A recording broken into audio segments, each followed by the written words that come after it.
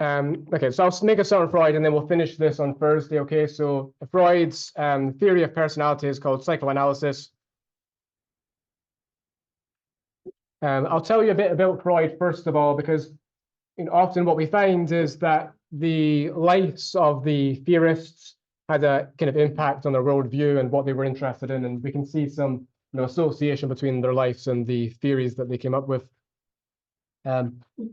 So he was born in what's now the Czech Republic, but at a pretty early age, moved with his family to Vienna in Austria. He was the first child by his mother. His father had already been married before and so had children from a previous marriage. And well, his mother and father went on to have 6 more children. Historians claim that he remains his mother's favorite. And Freud himself described his relationship as perfect between him and his mother. He was close to his mother until she passed. Whereas he described his relationship with his father and siblings as basically non-existent, okay, in comparison. At a pretty early age, it was pretty clear that his parents had pretty high hopes and ambitions for him. They were really putting a lot of effort into him to help him succeed. And he was excelling from an early age. When he went to grammar school, he was the top of the school, for example. And then he did go to medical school and pretty early on had a interest in the mind and the brain, and so decided to do his residency in neurology. And then once he completed medical school, he did something pretty unusual at the time. He opened up a practice as a doctor, as a physician, but it wasn't to treat physical symptoms, okay? It wasn't as a general practitioner. Instead, he was advertising the fact that he could help mental distress, okay? What he called neuroses, okay? Chronic mental distress. So, something pretty unusual at the time, and he was really the first one to get the ball rolling on the concept of talk therapy, okay? The idea that, just by talking through your problems, that itself can be therapeutic and that itself can be helpful for those who are experiencing psychological or mental distress. He then went on to publish a great amount based upon his patients and his theories. He was really very well known in his time. He was a local celebrity, but also even as far away as here, the US, there was magazines being published giving parenting advice and guidance based upon his work and his ideas. Okay, so he was having pretty widespread impact. He was also a pretty controversial figure, okay? He was really the first in this, Victorian era to begin talking about people as sexual beings and the fact that a lot of behavior is driven by sexual desires and urges. And a lot of people thought this was, things better not talked about, okay, and really didn't like what he was having to say. But others really thought he was a genius and that he was tapping into something that no one had really conceptualized before, at least not in this way. There of course had been ideas over, for example, the unconscious before. There's many stories in history. Shakespeare's stories, for example, were a lot to do with kind of unconscious desires and feelings having an influence on one's behavior. But Freud was really the first to kind of conceptualize all of this in a comprehensive theory. And of course, I'll talk more about that. But for Freud, a lot of why you do what you do is determined by the unconscious. He was also quite unpopular for a while because he was thought to be partly responsible for the cocaine use that was used in Western Europe in the early 20th century. He was a large advocate for cocaine use, believing it could be a treatment for depression, including his own depression. This was at a time, of course, when people didn't understand, the full consequences of cocaine, how addicting it was, and so on. And later in his career, he tried to eradicate any kind of early evidence of his earlier endorsements, okay? Because like I say, he was partly held responsible for the kind of widespread cocaine use in Western Europe at the time. As we talk about his theory, it's certainly clear when looking at it that aspects of this theory are pretty sexist, okay? Certainly, in many elements of his theory, Freud regarded women as being inferior to men. But we have to keep in mind that this was really a product of the time in which Freud was living, okay? This was at a time in which women really were treated as second-class citizens, okay? It was difficult for them to get into education. there was differences in whether women could own property or whether men could. Okay. And of course, the consequences of oppression were being used as ways to further demonstrate the need for oppression, right? The fact that women weren't being educated, for example, was being used as an example of why women shouldn't go into education, for example. But obviously, their true capabilities were being confused with the roles they'd been assigned in this kind of oppressed time. So we have to keep that in mind, okay, as we're evaluating the ideas that Freud has. He later in life, once the Nazis came to power, okay, was obviously very unpopular with the Nazis, and partly because he was Jewish, and he was proud of his Jewish heritage, but he was never really a practicing Jew. But also because psychology in general actually was really targeted by the Nazis. And they would burn his books, and there's a famous quote by Freud in which he says, "How far humankind has come. A century ago, my enemies would have burned me at the stake, and now they're content with just burning my books." But of course, this was in the early days of the Nazi regime when one didn't really know just how far they would go. Eventually, once the Nazis invaded Austria, he did have to flee to London. This was a difficult decision for him. He had lived most of his life in Austria, about 80 years, and wanted really to die at home in Vienna. But instead, of course, had to flee for his life to London, and he died there instead. The last 10 years or so of his life were also really quite painful. He had cancer of the jaw, and he had multiple surgeries on the jaw that really made it difficult to talk and to eat, and just, for daily living, okay, it was really quite painful for him. I should say that, he wasn't a scientist. He wasn't a trained researcher. He didn't have a PhD. He was a clinician, a physician, a theorist, okay? And the theories he came up with were largely based upon the case studies he had with his patients, okay?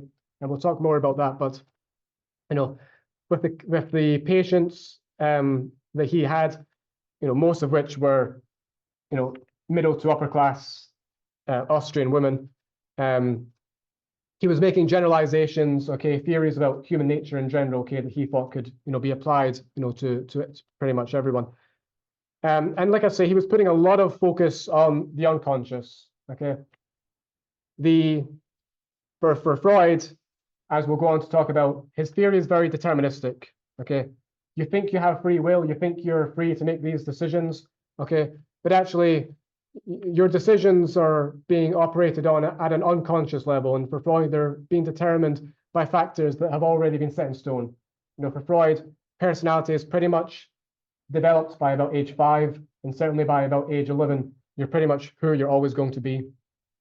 And so, for Freud, thinking about, for example, maybe why you chose to go to college, or, maybe why you chose to come to this particular college, you think you have kind of conscious awareness over it, you have some explanation, okay? But for Freud, actually, what you're going to do, what you're going to choose, okay, has already been determined, okay, because that's just who you are, okay? Your personality has already been determined, and you're the kind of personality who would make this decision. So even though you think you have free will, it's actually something that's already been determined, okay? And for Freud, some of the major things we make in our life, the jobs we choose, maybe the relationships we have, all of these things are determined by unconscious reasons, okay? And we might think of our explanation for them, okay? But we're not actually fully aware over why it is that we're pursuing what it is that we're pursuing. Now, psychoanalysis at its core really has the idea that there's 3 levels of mind. The first level of mind is conscious awareness, consciousness. So this is everything that you're currently consciously aware of, okay? The fact that I'm talking about Freud, that you're in this lecture room and so on, okay? The things that you're currently thinking about. The subconscious or preconscious is that which you're not currently thinking about, but could bring to the surface if prompted, okay? So if I asked you what's your earliest memory, or, what were you thinking about yesterday, or what was the dream you had last night, okay? It's something that you can bring to the surface, okay? You're just not thinking about it right now. And then the unconscious is that which is out with the grasp of consciousness, okay? It's either been forgotten or it's been repressed, It's been pushed deep down into the mind, so you can no longer access it. Okay, you're not consciously aware of it. Now I'm going to come back to this illustration, but these are often illustrated in this picture of a iceberg. And obviously the unconscious is at the deepest level, okay, but it's also the largest component, because for Freud, it's the part that's having the biggest influence on your behaviors. And there's four main functions of the unconscious. The first is to conserve and store memories. So again, even memories that you can't remember, that you've repressed or forgotten, it's not that they've disappeared from the mind, according to Freud, okay? They are still there, okay? They're located deep within the unconscious. The second is to amass habits, okay? So, this could be part of procedural memory, for example, things that you do kind of automatically, right? Really without thinking about it, right? Like, driving a car and other things that you begin to do just automatically. But they could also be the certain habits like biting your nails, for example. The more you bite your nails or the more you stutter, the more likely you are to stutter in the future and the more likely you are to continue biting your nails. And so it kind of becomes a part of you, okay? But it's a behavior that's operating unconsciously, right? You're not thinking about the fact, well, I want to bite my nails right now, okay? It's just the fact that maybe when you're nervous, this is something that you learn to do, but it's operating at a level you're not aware of. Creativity also is a role of the unconscious. Sometimes when we're faced with a problem, we may ask ourselves for a solution, okay? And we're kind of, digging deep within ourselves, hoping that there is a solution there that we can find and bring to the surface. And it could also be the creation of art, or music or writing, okay? Often what inspires us is out with our conscious awareness, right? So we're not actually fully aware of the fact that this is what drove us or inspired us to make this piece of art or this piece of music, okay? If we're creative people, for example. And then lastly, mythopoetic really just refers to the construction of dreams, okay? When you're asleep, obviously you're not consciously awake, okay? But you're still having fantasies, you're still constructing coherent narratives, okay? And this is being constructed by the unconscious because you're asleep, okay? And so its ability to create dreams is the fourth function.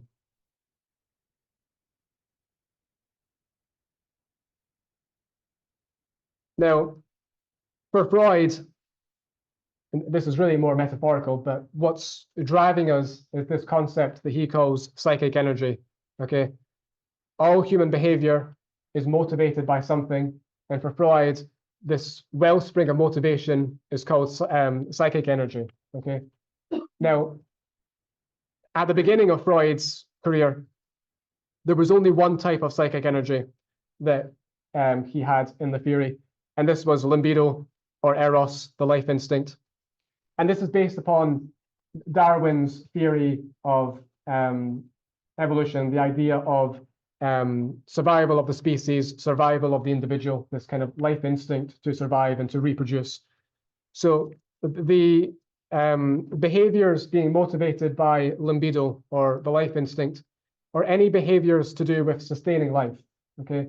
Now it can be behaviors to do with enjoying one's life and self-preservation and survival of the individual, but it's also to do with desires to reproduce, okay, and for survival of the species as well. But eventually, mainly because of observations in war, mainly World War I, Freud concluded actually there are some human behaviors not driven by a need to sustain life, okay? There are some behaviors that can't be explained by the life instinct, by libido. Sometimes people are violent really for some sadistic reason or just out of a need to be violent, okay? Sometimes people are aggressive just to be aggressive, okay? And this is when he added the death instinct, or thanatos. Actually, this was developed by Sabina Spielrein, who I'll talk more about next week, but Freud incorporated her idea into his theory. Okay, and so some behaviors are driven by libido to sustain life, but there are some behaviors, aggressive behaviors, okay, in which one wants to be aggressive just for the sake of it. So this would be sadistic urges, for example, which are driven by the death instinct. Now, when he first incorporated the death instinct, he believed that the two were kind of in combat, that a behavior could only be influenced by one. Okay, that there was a kind of combat battle going on between these two instincts within oneself, and the behavior that you produce is going to be influenced by one. Eventually, he settled on the fact that some behaviors can be influenced by both. Okay, and so these actually can work in harmony. So for example, maybe you engage in aggressive sports, right? And this could be motivated by both instincts, right? You could be wanting to act aggressively, okay? Maybe if it's boxing or something, which could be partly influenced by the death instinct. But you could also be wanting to exercise and wanting to engage in this activity and be fit. And so all of that might be influenced also by the life instinct as well. So some behaviors can be influenced by both.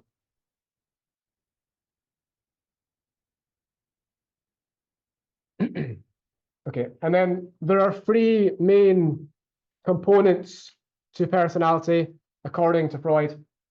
The one that first emerges is called the id.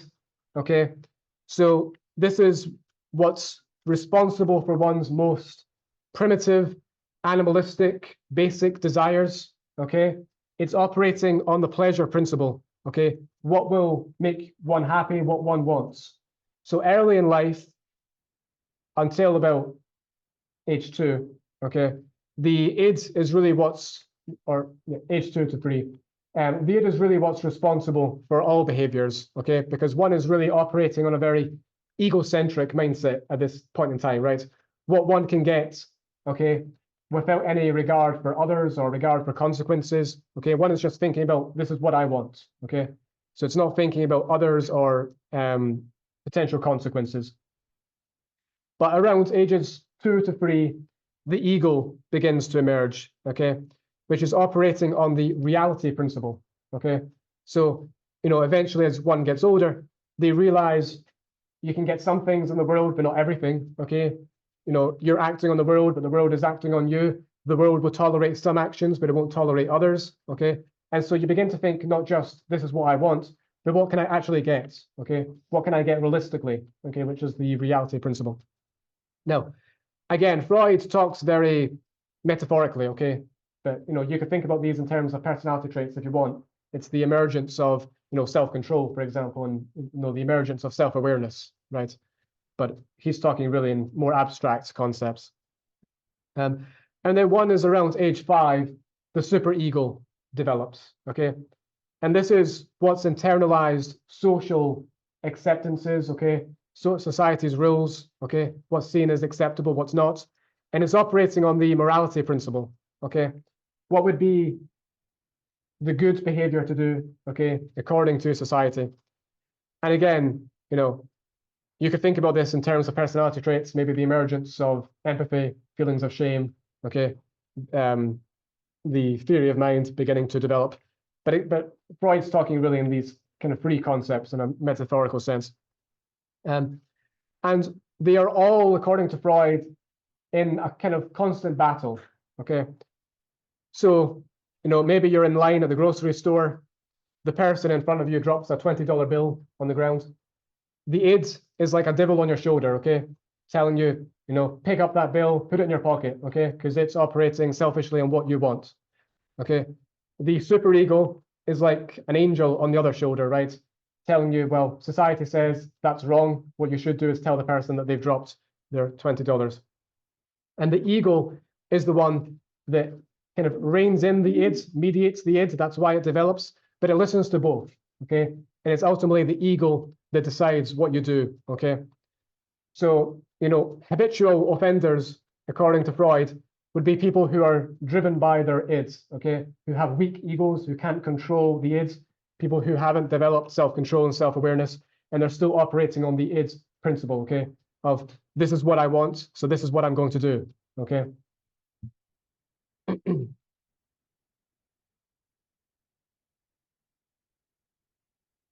So just one more slide I'll go over.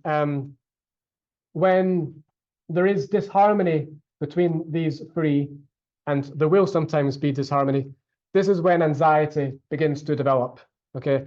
And according to Freud, there's three main types of anxiety. There's reality or objective anxiety, first of all, which is a fear in response to a real threat, okay? So a fear, for example, that, if you've lost your job, you won't be able to put food on the table, or, if you're faced with a predator, then fear of that predator, okay? It's a fear that's, based in something objectively there in the real world. Now, it can be rational or non-rational, right? It can be extreme. If you live in New York City, for example, and you have such a overwhelming fear of bears that you don't go outside, that's a pretty, irrational, extreme fear, okay? So it can be rational or not, okay? And then neurotic anxiety is a fear that the id is going to break through, okay, and influence your behavior. So, you're in a situation, there's something you kind of want to say, but you shouldn't say it, but you're kind of worried that maybe you're actually going to end up letting this slip and you're going to say it. Or maybe you're attracted to someone that, you feel like you shouldn't be attracted to, maybe a friend's partner, for example. And, you don't want to think about those feelings, but you're thinking maybe those feelings are still going to, have an influence on my behavior. Maybe I won't really be able to control myself. So it's a fear that the id is going to dominate, okay, that the id is going to break through, the desires of the id. And then moral anxiety is a anxiety coming from the fact we're not living up to our superego, okay? I should say, the superego is not bound by reality in the way that the ego is. We can develop moral standards that are pretty low, okay? So maybe if we're brought up in an environment in which, bad behavior is rewarded and so on, we'll have a superego that's, pretty weak, okay? That has a pretty low bar for what's socially acceptable behavior. Or we could have a pretty strong superego that has a pretty high bar, okay, that we have to meet, one that's pretty perfectionistic. And if you do, then, you could experience moral anxiety quite a lot because you're not always going to be perfect. If you have a very high bar determined by your superego, there's going to be times in which you don't live up to it. Okay, and so when we do experience anxiety, this is when defense mechanisms come into play. The role of defense mechanisms is to lessen feelings of anxiety. And I'll go over the defense mechanisms next time because there's a bunch of them, okay? Otherwise, you can come up and ask questions if you want. Otherwise, I'll see you next time. Thanks, everyone.